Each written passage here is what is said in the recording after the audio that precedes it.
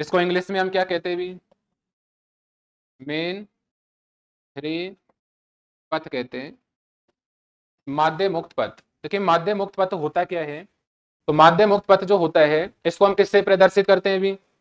Lambda से प्रदर्शित करते हैं। ठीक है, इसे लैम्डा से प्रदर्शित करते हैं।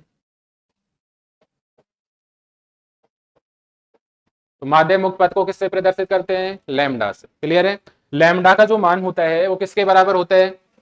लैम्डा का जो मान है ये बराबर होता है सी बार। ठीक है भी, लैम्डा का मान बराबर होता है सी बार। किसका भाग लगा देते हैं इसमें? संगठन संख्या का। किसका भाग लगाते हैं? संगठन संख्या का।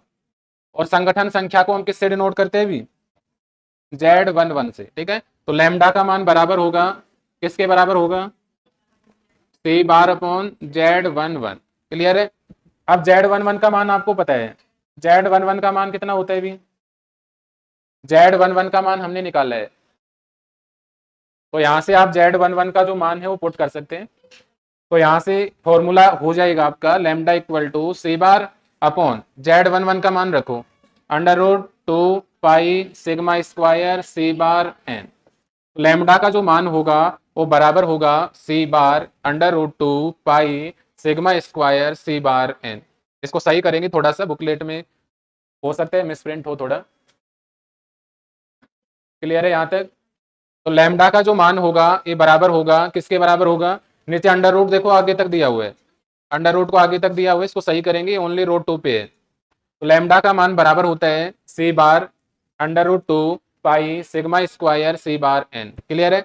अब बताओ सी बार क्या है यहाँ पे? अरे सी बार क्या है? औसत वेग है भी।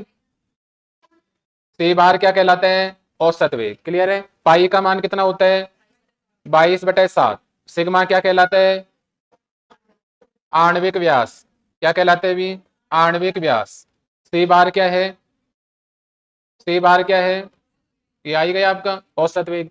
एन क्या है? गैस के अणुओं की कुल संख्या। इसको आप और सोल्व कर सकते हैं भी।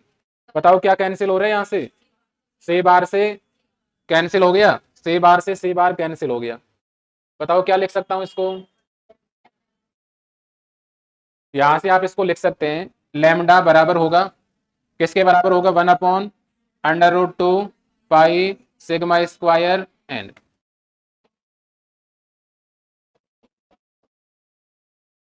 ठीक है भी, लैम्डा का मान बराबर होता है 1 upon under root 2 pi sigma square n. इसे को माध्य मुक्त पथ कहा जाता है। ठीक है, तो माध्य मुक्त पथ को किससे डिनोट करते हैं? लैम्डा से प्रदर्शित करते हैं भी। लैम्डा का मान किसके बराबर होता है? सी बार अपॉन संगठन संख्या, और संगठन संख्या का मान किसके बराबर होता है? Z11। ठीक है, Z11 ही हम संगठन संख्या कहते हैं, और Z11 का मान किसके बराबर होता है? Under root 2 pi sigma square C bar N. इसका मान हमने पुट किया, सी बार से सी बार क्या हो गया? कैंसिल हो गया। तो लास्ट में हमें जो इक्वेशन प्राप्त हुआ पीछे वो क्या प्राप्त हुआ? लैम्डा का जो मान है वो किसके बराबर प्राप्त हुआ? 1 upon under root 2 pi sigma square n. इसी को क्या कहा जाता है? माध्य मुक्त पथ। ठीक है, तो ये टॉपिक था आपका माध्य मुक्त पथ। तो यहाँ पे हमने क्या क्या डिस्कस किया अभी?